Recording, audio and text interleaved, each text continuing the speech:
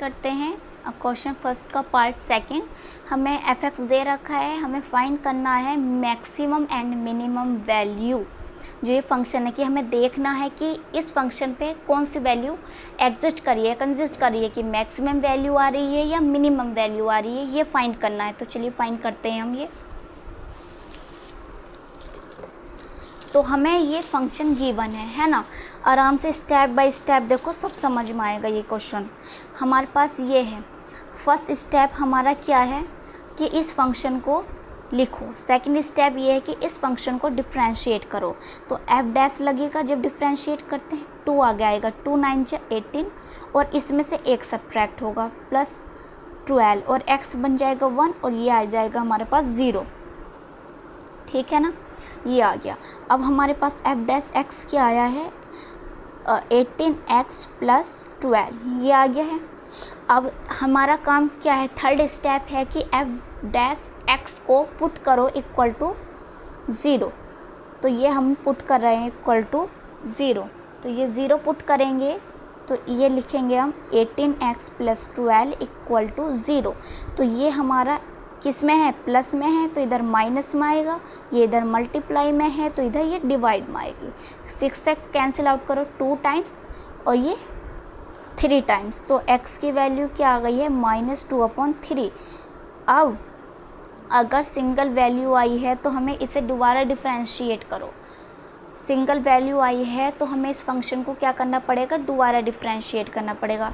इसे करा तो ये डिफरेंशिएट करा, अब इसे दोबारा डिफरेंशिएट करना है एफ डैश को। तो एफ डैश लगा है तो जब दोबारा डिफरेंशिएट कर रहे हैं तो 2 डैश लग जाएंगे। तो 18x प्लस 12 है तो 18x है, x का 1 और 12 का 0। तो यहाँ हमारे पास आई है 18। अब हम दोबारा डिफरेंशिएट इस वजह से करते हैं, x की वैल्यू फाइंड करने के बाद दोबारा डिफरेंशिएट इस वजह से करते हैं कि वैल्यू पता चले कि वो निगेटिव आ रही है या पॉजिटिव आ रही है। वैल्यू कैसी आई यहाँ निकल के बताओ जल्दी से। यहाँ निगेटिव का साइन तो है नहीं, तो पॉजिटिव वैल्यू है। पॉजिटिव वैल्यू आने का मतलब ये है कि जो x है is minimum point, x is minimum point. इस पे x इक्वल -2/3 पे जो है वो मिनिमम पॉइंट है। कैसा पॉइंट है, मिनिमम पॉइंट। अगर पॉजिटिव वैल्यू आई है डबल डिफरेंशिएट करने के बाद तो कैसा पॉइंट है, मिनिमम पॉइंट है। तो जब मिनिमम पॉइंट आ गया निकल के तो जो वैल्यू आएगी वो भी कैसी आएगी, मिनिमम वैल्यू आएगी। क्लियर। अगर निगेटिव आ जाता तो कैसा पॉइंट हो जाता, मैक्सिमम। तो वैल्यू कैसे निकल कर आती, मैक्सिमम वैल्यू निकल कर आती। इतना कंफ्यूजन दूर हुआ। तो ये हमारे पास आ गई, इस वजह से डबल डिफरेंशिएट करते हैं और इसका कोई रोल नहीं है, बस यहाँ से ये पता चलता है। अब जो x की वैल्यू है ये हमें पुट करनी है fx के अंदर, f डैश के अंदर नहीं। ये ध्यान रखना आपको कि f डैश के अंदर कभी आप पुट कर रहे हो, fx के अंदर पुट करनी है।